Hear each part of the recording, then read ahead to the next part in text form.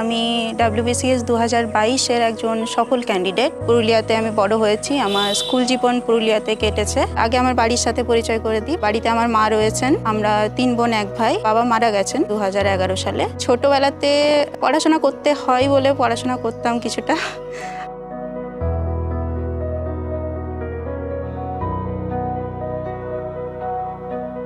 School জীবনের গণ্ডি শেষ হওয়ার পর কলেজ লাইফ শুরু হলো। গ্র্যাজুয়েশন আমার বিটেক নিয়ে ডক্টর বি.সি. রায় ইঞ্জিনিয়ারিং কলেজ থেকে। তখন থেকে একটু বুঝতে শুরু করি যে ঠিক এটা আমি চাইছি না।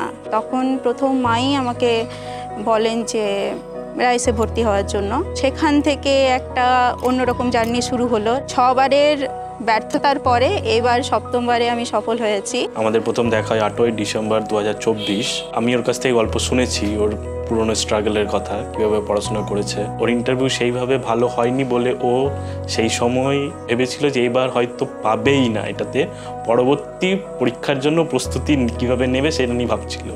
আজ এই জায়গায় পৌঁছেছি তো সেটা রাইসের এবং রাইসের যারা ব্যাচমেট ছিল তাদেরও অবদান প্রচুর রয়েছে। এটা আমার একার কৃতিত্ব বলাটা ভুল। এরকম মেয়েকে আমার নিজের জীবন সঙ্গিনী হিসেবে পেয়ে আমি চরমভাবে গর্বিত।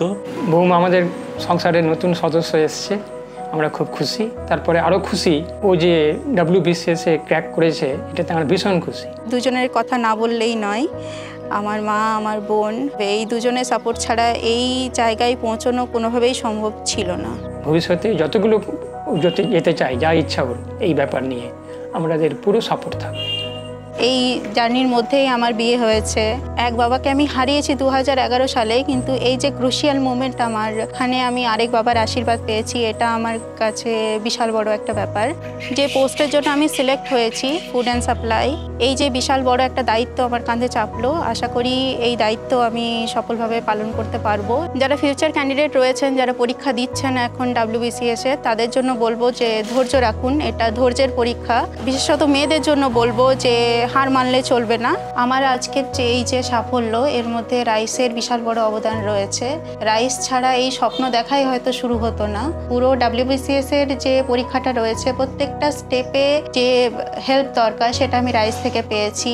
রাইস ছাড়া এই সাফল্য পসিবল ছিল না। যারা যারা ভাবছো যে WBCS পেতেই হবে, তাদের জন্য রাইস একটা বড় প্ল্যাটফর্ম, যেখান থেকে তোমরা সব ধরনের হেল্প পাবে এবং তোমরা যদি ধৈর্য ধরে টিকে থাকতে পারো তাহলে অবশ্যই সাফল্য আসবে।